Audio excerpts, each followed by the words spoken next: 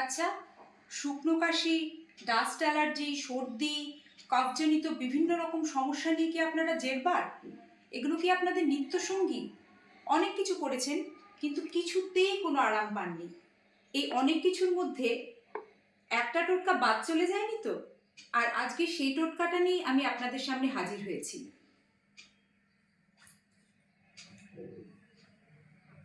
এটা হলো যষ্টি মধু।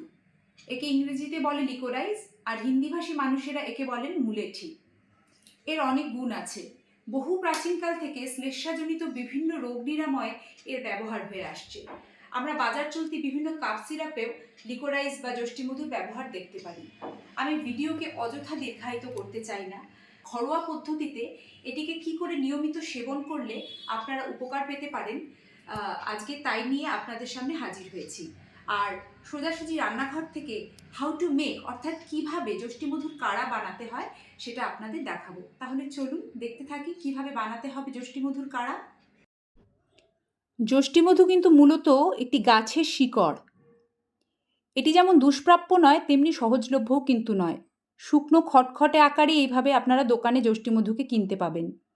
তাই জন্য শিলনোড়ায় যদি এইভাবে একটু থেতো করে নেওয়া যায়, তাহলে পরিমাণ অর্থাৎ কতটা পরিমাণ আমি একবার ওই কাড়া বানানোর জন্য ব্যবহার করব সে সম্পর্কে একটা সুন্দর ধারণা পাওয়া যায় এবং সুবিধা হয়। আমি আপনাদের কাছে অনুরোধ করব ভিডিওটি স্কিপ না করে পুরোটি দেখার জন্য, কারণ আমরা কোনো বিষয়ের ঔষধি গুণাগুণ নিয়ে যখন আলোচনা করি তখন অসম্পূর্ণ তথ্য কিন্তু মারাত্মক হতে পারে।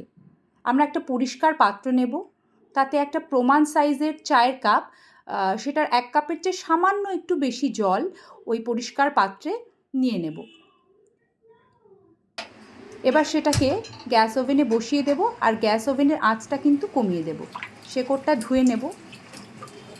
এবার ওই জলে যখন হালকা বুদবুদ আসবে শেকড়টা ওখানে আমরা অ্যাড করে দেব। 3 মিনিট ধিমে আঁচে এটাকে আমরা ফুটিয়ে নেব।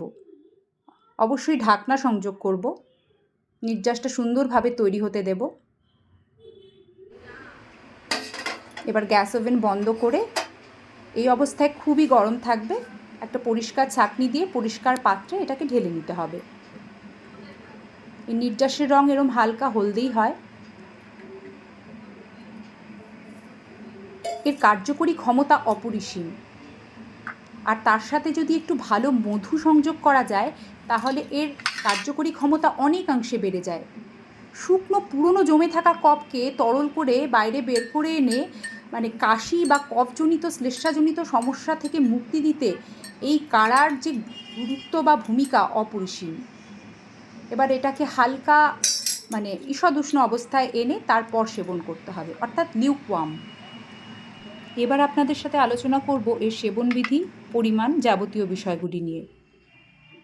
ভিডিওটা স্কিপ না করে দেখার অনুরোধ এই কারণেই করেছিলাম, কারণ আমরা যে কোনো জিনিসের ঔষধি গুণ যখন আমাদের শরীরকে দিতে চাই এবং সেই সম্বন্ধীয় কোনো কিছু টপিক নিয়ে আলোচনা করি এবং করে দেখাই, তখন এটা একদম নির্দিষ্টভাবে আমাদের জেনে নেওয়া দরকার যে এটা সেবনবিধি বা কতটা পরিমাণ, জেনারেল যে ডোজ সেটা কিন্তু আমাদের জানা দরকার, যেটা আমি নিজেও কিন্তু খাতায় লিখে রেখেছি। একটা শিশু বা চিলড্রেনের ক্ষেত্রে 250 mg থেকে 1.5 গ্রাম পর্যন্ত সে পার ডে এটাকে নিতে পারবে। আর প্রাপ্তবয়স্ক অর্থাৎ অ্যাডাল্টের ক্ষেত্রে এটা হয়ে যাবে 1 to 3 গ্রাম। আপনারাও চাইলে লিখে রাখতে পারেন। আর এটা খাওয়ার সবচেয়ে ভালো সময় হচ্ছে খালি পেটে। এটি কিন্তু কোষ্ঠকাঠিন্য দূর করতেও সাহায্য করে। আর একটানা 4 সপ্তাহের বেশি অর্থাৎ 1 মাসের বেশি কিন্তু এটি সেবন করা উচিত নয়, কারণ যে জিনিসের ঔষধি গুণ আছে, যা ক্রিয়া করে, তা অবশ্যই পার্শ্ব প্রতিক্রিয়া তার থাকে।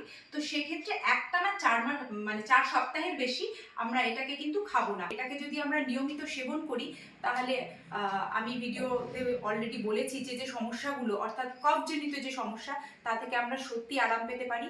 এবং যাদেরকে অনেক বেশি কথা বলতে হয়, যারা বাচিক শিল্পী কণ্ঠই যার পেশা, তারা কিন্তু যষ্টিমধুকে অবশ্যই নিজের সঙ্গী করে নেবেন আর কি। যারা নেন তারা তো নেনই, জানাই কথা। তো যারা নতুন আর কি তারা নেবেন, তাতে তাদের গলায় যে খুসখুসে যে একটা শ্লেষ্মায় সে কাশি বা সংক্রমণ, সেখান থেকে কিন্তু তারা মুক্তি পাবেন এবং